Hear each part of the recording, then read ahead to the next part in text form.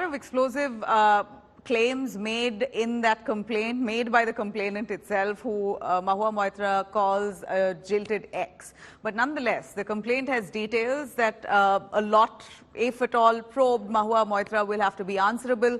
Let me cut across to what the complainant has to say in that complaint letter, accusing Mahua Moitra of accepting bribe to target Gautam Adani in the parliament. Here are some of the claims that she's allegedly received iPhones, diamond and emerald jewelry, that it was given to Mahua Moitra by Darshan Hiranandani.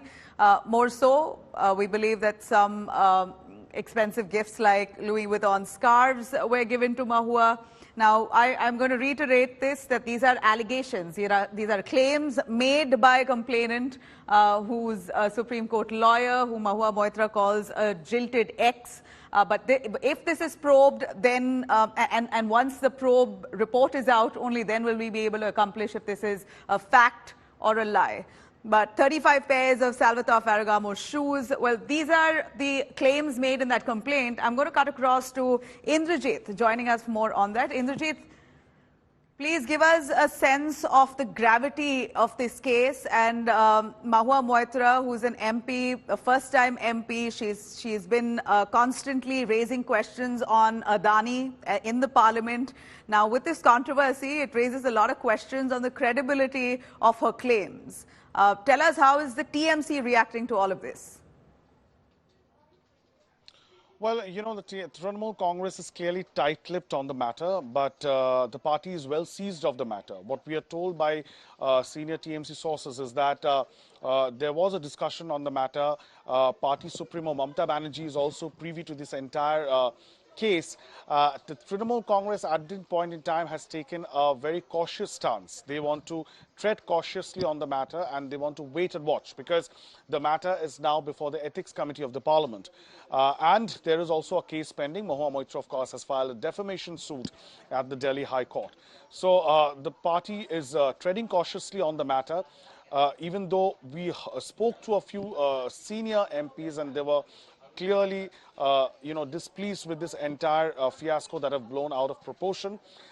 It seems like as if the onus has been put on Mahua Moitra herself to make her position clear, and that is exactly what she has done in a lengthy statement that she had issued last night. She is in West Bengal at her own constituency in Krishnanagar, where she will be spending the Durga Puja, is what we are given to understand. And we are learning from Trinamool Congress sources that after Durga Puja, which started today, after the Durga Puja festivities come to an end over the next 5 days, perhaps the Trinamool Congress Disciplinary Committee will have a meeting where they will discuss the matter, they will take the matter up, and only then they will decide whether or not there should be any action that should be initiated against the Trinamool Congress MP. For now, the party is waiting and watching as to how things unfold and what comes out in the public domain and how things proceed in the Ethics Committee and in the Court of Law. All right. Well, this is highly embarrassing for all parties and stakeholders in this, including the TMC as a party. And of course, Mahua Moitra herself, and let alone Darshan Hiranandani, one of the biggest business tycoons in India.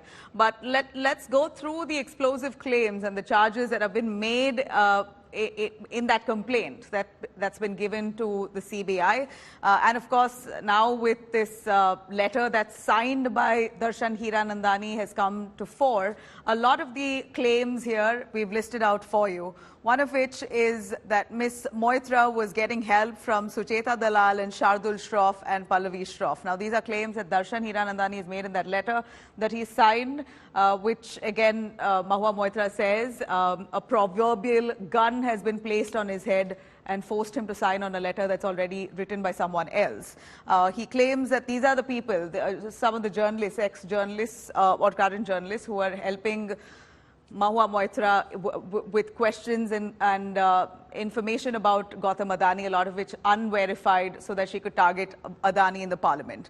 Now, he also claims that they were feeding her all kinds of unverified information. Like I mentioned, a lot of information Darshan claims is unverified, what she used against Adani in the parliament. And in this part of this letter, it also says that there were others who were assisting her in targeted attacks. Now, these are broad claims. One should know that Darshan Hiranandani himself has agreed and admitted in that if at all it is true that he has written that letter, he himself has agreed that he did it to extract business interests, or rather to extract help from Mahua Moitra, who had good relationship with the opposition party leaders, so he could build his business in opposition-ruled states. That's also something that he's further broken down in that letter. He says that Mahua Moitra had interactions with many Congress leaders, including Rahul Gandhi, on matters relating to Adani companies, and that was all shared and used in the parliament.